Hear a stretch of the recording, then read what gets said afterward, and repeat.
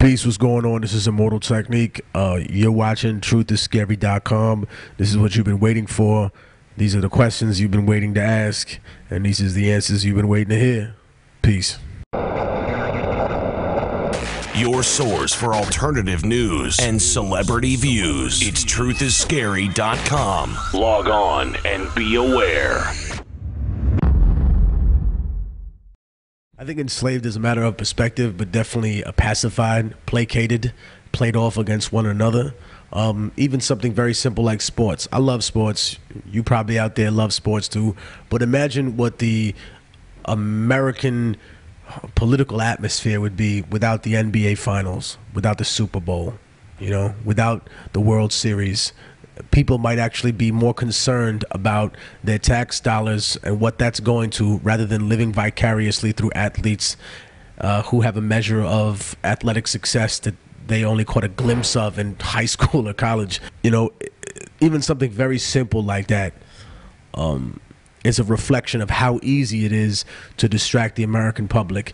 And I think that even though it's been that way for a long time, you can see trends of that changing. There are people watching this or not watching this that are finally fed up, and they're just like, hey, these distractions are cool, but now I'm homeless. Now my children don't have any Social Security for the future. Now I'm being forced into healthcare programs. Now I feel like I have a National Defense Authorization Act. Now all the things that people told me were so scary about the government under Bush are just as scary about the government under Obama. So it's not about partisanship. It's more about, I think, people coming to terms with the reality that their government would rather have them not be a part of the participatory democracy that we're heralded as the benchmark of American freedom, but rather it wants us in line, and it wants us to stop asking questions, which is incredibly dangerous because that differentiates free people from slaves. Well, in terms of people using it, you can see the imagery in very popular people's videos. Some of the top rappers use it. I think, though, that when they do, it's not so much a question of saying, hey, I'm Illuminati and I'm pledging allegiance to the legacy of Hiram Abiff. They're more saying, you know what I'm doing? I'm using something that's already controversial to make even more controversy, because controversy sells. And at the end of the day, the majority of these people are entertainers. They're not 33-degree Masons that have decided to plan the future and worship a great architect. Most of them don't even know what that means. Most of the people who talk about it with some kind of semblance, acting like they have knowledge and understanding of what it is, can only take you as far back as Item Y Shop, and then from there it's like, all right, well, that's just a secret society. To me, Illuminati is, a very far-reaching term, and it's not all-encompassing of what Masonry is. There's a big difference in between what a Mason is and what, a member of so-called Illuminati is supposed to be doing.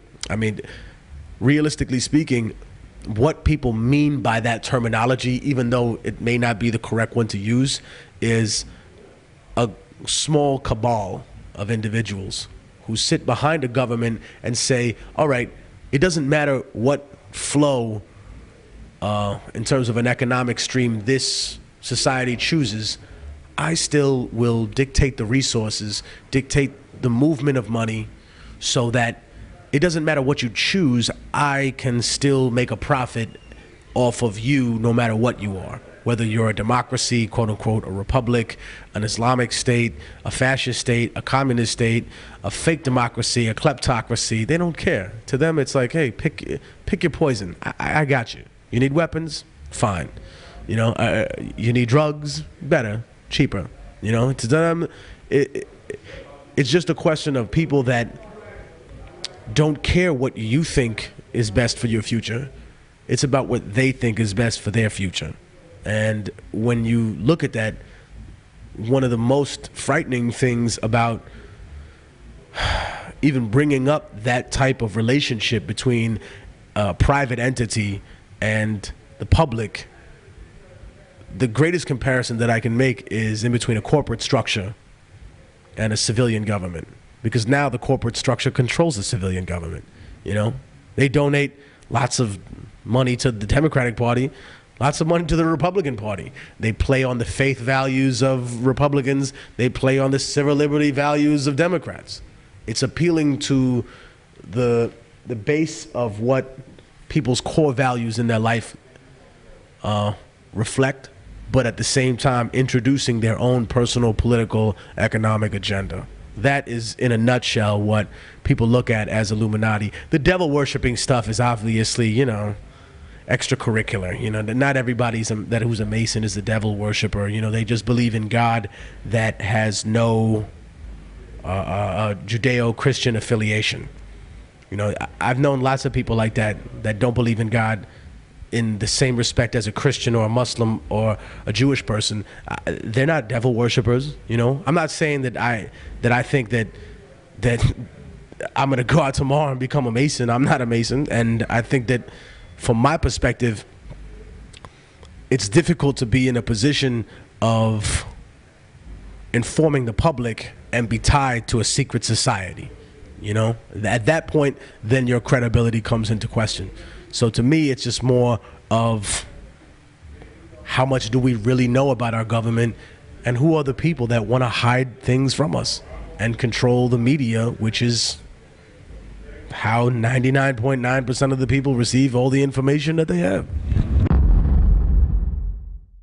Well, look, we're talking about the Mayan prophecy of 2012. It talks about the world burning.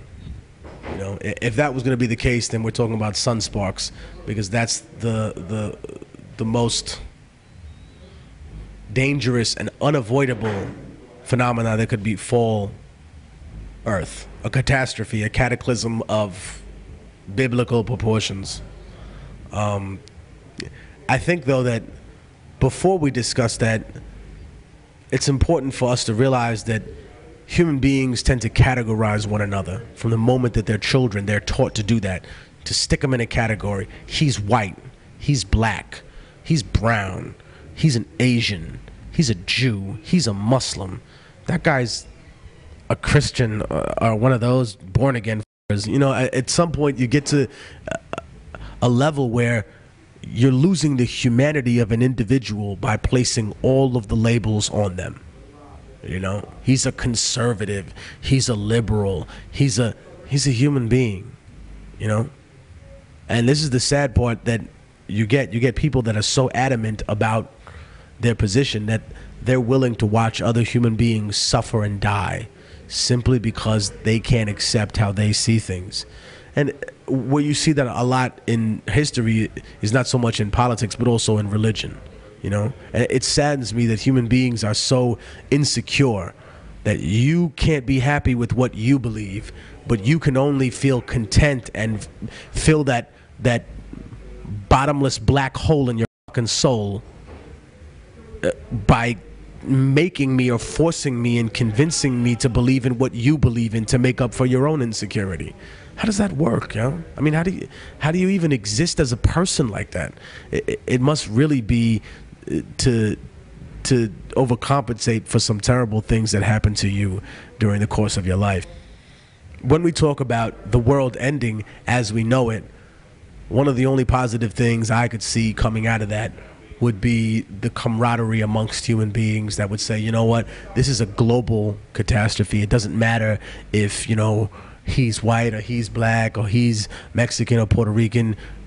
We're living in a hole now, you know what I mean? We'll have to forage for food, you know. It's not like I would say, oh, you know, someone who's normally racist wouldn't be like, you know, I don't want my daughter to marry a black dude. I want my daughter to marry the strongest man among all the men that are here that's going to take care of her and make sure that she's safe, because this place is overrun with people that are taking and killing other individuals for resources. You know, I want my people to survive.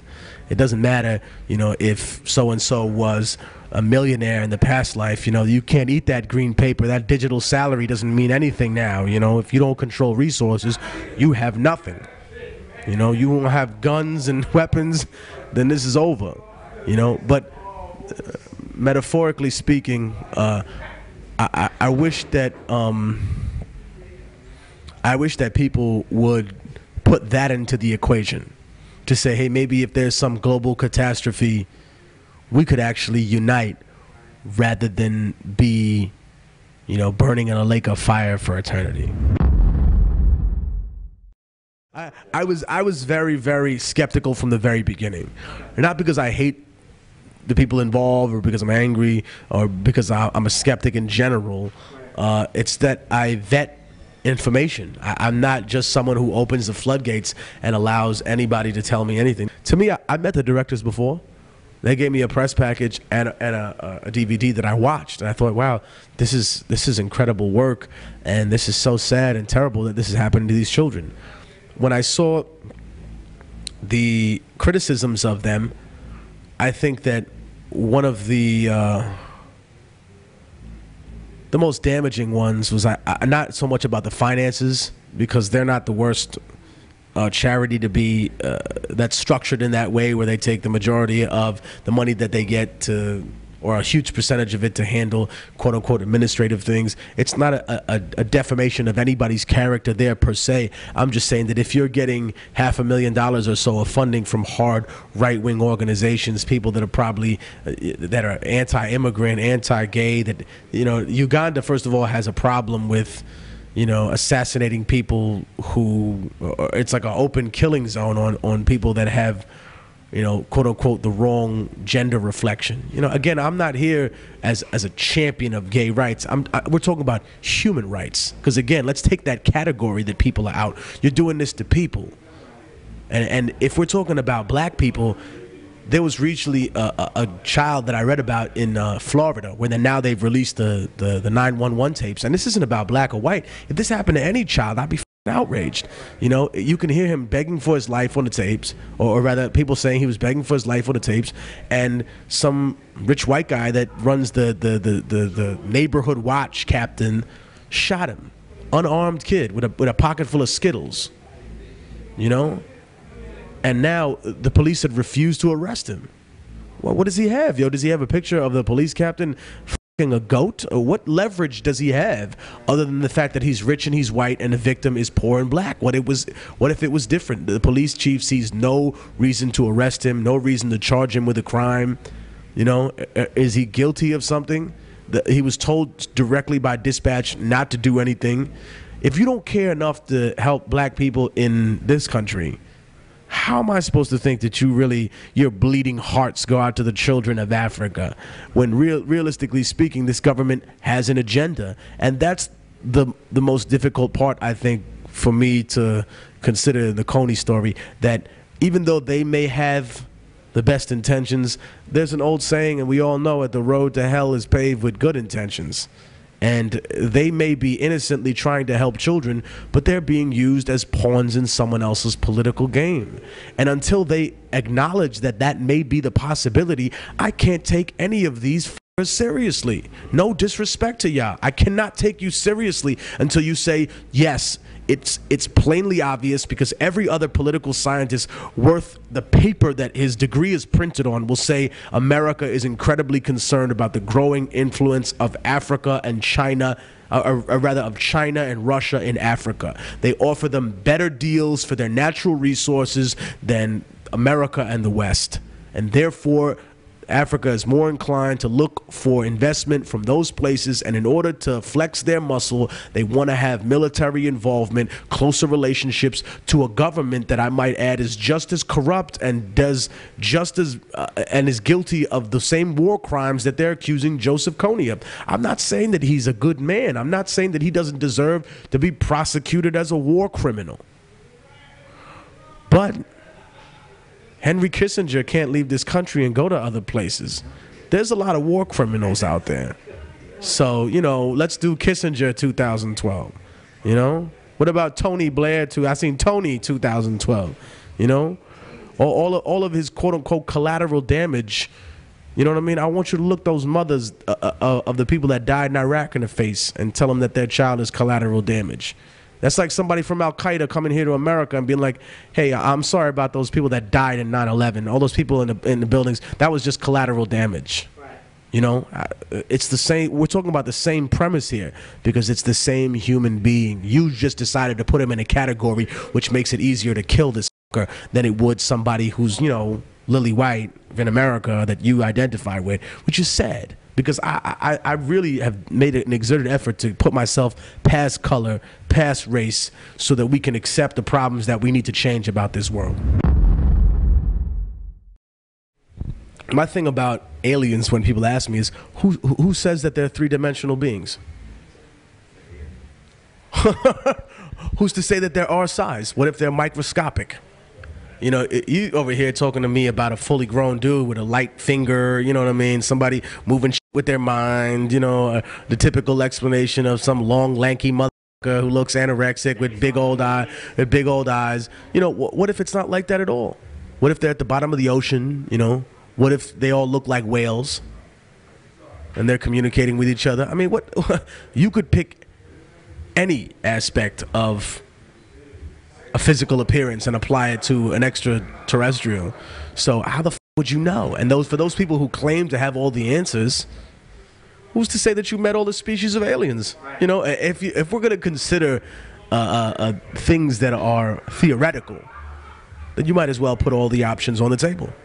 So I think that if we discuss aliens, start thinking out the box, because anything that you have to express to me about the way you think they are is the most basic, being that you and I are both talking monkeys that live on this floating rock that we can't get the f off of, and anybody who got here is someone from way, way far, light years away, with the technology way more advanced than we can possibly fathom. Your source for alternative news and celebrity views. It's truthisscary.com. Log on and be aware.